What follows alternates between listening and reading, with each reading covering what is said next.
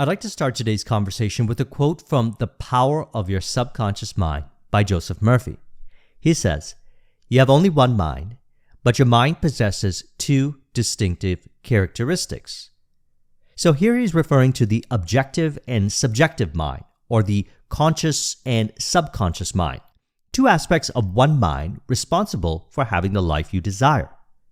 He says, "An excellent way to get acquainted with the two functions of your mind is to look upon your own mind as a garden. You are a gardener, and you are planting seeds, thoughts, in your subconscious mind all day long based on your habitual thinking.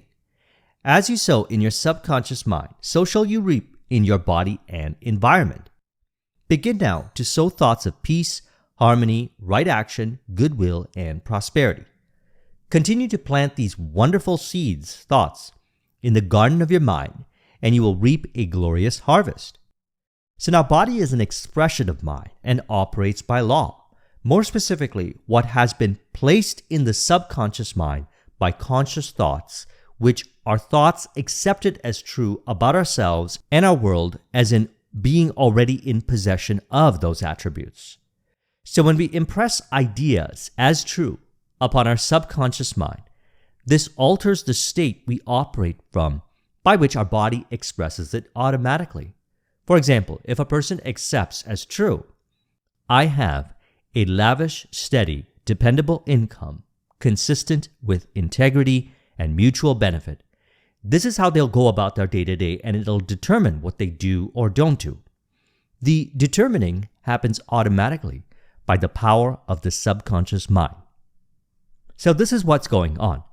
And if we don't like how we relate to ourselves or our world, we become aware of our thoughts, emotions, and behaviors. It reveals what state we've been identified with, and if it's not ideal to how we'd like it to be, we have all the power to change it. So we are responsible for what we feel as real. This is where the conscious thought comes in. That which is accepted as true is impressed upon the subconscious mind as that's the way it is, and then everything changes. How we relate to the world and how it relates to us changes. Now, as simple as this is in theory, what causes a person to not allow themselves to think for themselves into and remain in their ideal state of consciousness? Well, perhaps throughout the day, they're feeding their mind information that is not ideal about themselves or how they would like their world to be, as he says here. There are those who live in the world without. Yet those who understand how this works and live by it, live in the world within. He says, "Remember, it is the world within, namely your thoughts, feelings, and imagery, that makes your world without. It is therefore the only creative power, and everything which you find in your world of expression has been created by you in the inner world of your mind, consciously or unconsciously." So be aware thus of the kind of information you are feeding your mind. Be aware of what you're communicating when you speak about yourself and your world and others inside, because it is what is done inside that appears outside. The subconscious mind is always accepting what you consciously accept as true. To not be aware of this is to risk going around in circles in labyrinths of one's own making. We simply do not allow our mood and thoughts about ourselves and world that are ideal to change into thoughts that are not ideal. The conscious aspect of mind is aware of this occurring. So what you read, information you consume, people you speak with, and more specifically, what you accept as true in regards to these areas of life is all within your conscious discerning ability. You get to choose what to accept as true. And if it's not in harmony with how you are ideally, you could let it pass. And by that I mean not identifying with thoughts of disharmony, as that could plant them in the garden of mind, like Joseph Murphy mentioned. And this is the essence of my way of life, simply being aware of what is being accepted as true. This was my biggest takeaway from Think and Grow Rich that I read in 2004, which transformed my life. He discussed it clearly in The Art of Suggestion and subconscious mind chapters. It got me out of $50,000 debt, accelerated rising the corporate ladder, and building 3 successful businesses, as well as transforming all areas of my life. It taught me to think for myself and only accept as true what I would consider ideal.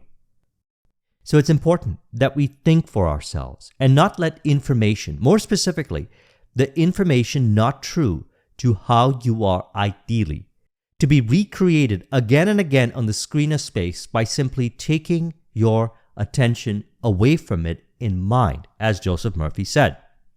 Begin now to sow thoughts of peace, happiness, right action, goodwill, and prosperity.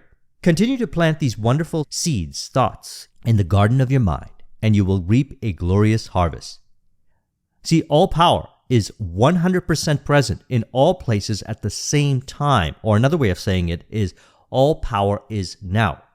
This power is called upon by what you accept as true, as it does all, as Joseph Murphy states. Psychologists and psychiatrists point out that when thoughts are conveyed to your subconscious mind, impressions are made in the brain cells. As soon as your subconscious mind accepts any idea, it proceeds to put it into immediate effect. It works by association of ideas, uses every bit of knowledge that you gathered in your lifetime to bring about its purpose. It draws on the infinite power, energy, and wisdom within you. So forget any idea that it's out there or somewhere else. It is within you now. It is only beliefs a person is identified with, which I recommend releasing, that can appear as a person looking elsewhere for the infinite power already within them. So now we have a conscious aspect of mind, and we have senses, which includes sight, smell, touch, taste, hearing. We consciously relate to the stimulus of these senses, and you don't need to change all your beliefs in relation to the senses. Release identification to the ones that cause undesirable experiences, because it is those beliefs that play out automatically. They cause us to relate to ourselves and our world through those subconscious ways. So we consciously choose our thoughts through autosuggestions of already being that now. And by already being that now, I mean how you truly desire to be. You don't need this world to tell you what you desire. That doesn't make any sense to me. You already know what you truly desire. So we suggest ourselves into already being that way now. That's the impression on the subconscious mind we're interested in here. And the power of your subconscious mind expresses it through body, world, etc. The conscious aspect of mind gets to choose what is accepted as true, and all power simply is now. So you get to choose the life that you desire personally through the application of this power by what you consciously accept as true now. This is how you transform your world and end the cycles of the same effects playing out that you would consider undesirable. Through cause and effect reflections, effects in appearances track back to the cause within, and more specifically, how the cause within has been imagined to be. Now, without such knowledge, a person allows whatever programming to be impressed upon their subconscious mind. So we're not interested in any programming that would not be considered ideal. Now, this doesn't mean that I don't use the internet or go about my day-to-day life exposed to information. It means I'm aware of what I'm accepting as true in relation to the information about myself, others, and the world, and if it's not what I would consider to be ideal, I don't accept the suggestions. You are the only suggester in relation to appearances. This is how I changed my life for the better. So much of how it happened makes no logical sense, and that's fine, as he says here. As soon as your subconscious mind accepts any idea, it proceeds to put it into effect immediately. It works by association of ideas, using every bit of knowledge that you have gathered in your lifetime to bring about its purpose. It also draws on the infinite power, energy, and wisdom within you. Now, his book speaks of the tremendous power of suggestion, and what we're interested in here is self-suggestion. And if you would really like to split hairs, there is only truly self-suggestion, as he says here. You must realize now that your conscious mind is the watchman at the gate, and its chief function is to protect your subconscious mind from false impressions. You are now aware of one of the basic laws of mind. Your subconscious mind is amendable to suggestion. So there holds the key. We have the ability to see clearly in our mind's eye what we are suggesting, and if it is not true, we don't accept it as true. You are the only suggester in relation to appearances, so choose wisely and lovingly what you accept as true in relation to information.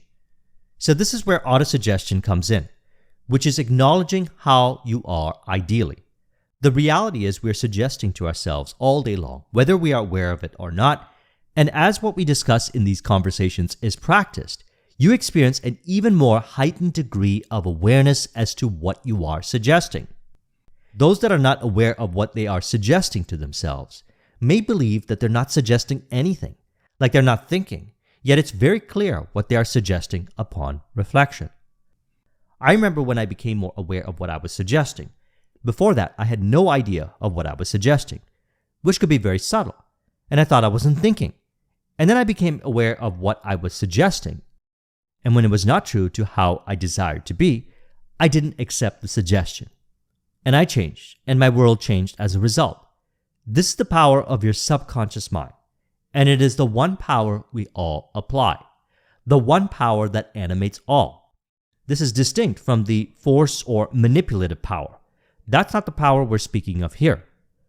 Force and control are beliefs that play out, that create unnecessary, convoluted behavior, which those beliefs can be released through autosuggestion, like he says here. Whatever thoughts, beliefs, opinions, theories, or dogmas you write, engrave, or impress on your subconscious mind, you shall experience them as the objective manifestation of circumstances, conditions, and events. What you write on your inside, you will experience on the outside. You have two sides of your life, objective and subjective, visible and invisible, thought and its manifestation. So a suggestion that I've learned from Bob Proctor that I've been applying for many years that hardened into fact was, I'm so happy and grateful now that money comes to me in increasing quantities through multiple sources on a continuous basis. I remember years ago discovering that someone had made a video on YouTube with this autosuggestion, and it was 10 hours long, saying the same thing over and over again, and I used to listen to it for a while before falling asleep, and even falling asleep to it. I did this also with James Allen's As a Man Thinketh, Earl Nightingale's Strangest Secret, and other audios that I enjoyed, including the ones that I made for myself that I've shared on this channel as videos. It is what you suggest to yourself that expresses as your life, as body is an expression of mind and operates by law. More specifically put, what has been placed in the subconscious mind by conscious thought, which are thoughts accepted as true about ourselves and our world now, as in already being in possession of those attributes. So when we impress an idea as true upon our subconscious mind, this alters the state we operate from, by which our body expresses it automatically. He says, to use mental force is to presuppose that there is opposition. When your mind is concentrated on the means to overcome a problem, it is no longer concerned with the obstacle. Matthew 18:19 says, If two of you shall agree on earth as touching anything that they shall ask, it shall be done for them of my Father which is in heaven. Who are these two? It means the harmonious union of agreement between your conscious and subconscious on any idea, desire, or mental image. Where there's no longer any quarrel in either part of your mind, your prayer will be answered. So I trust you found this video to be helpful. Let's go ahead and conclude this with an autosuggestion to further encourage. You could say, I accept as true only what my heart desires. I relate to this world only from this premise of being how I truly desire to be, from which all appearances are related to being in harmony and contribution in a loving way, thus remaining in my ideal state of consciousness, from which all that is ideal is automatically and effortlessly added onto me by the all-wise and all-loving power of my subconscious mind. If you would like a copy of this mind map, the link is in the description. Thank you very much for watching. I'll talk with you soon. Take care.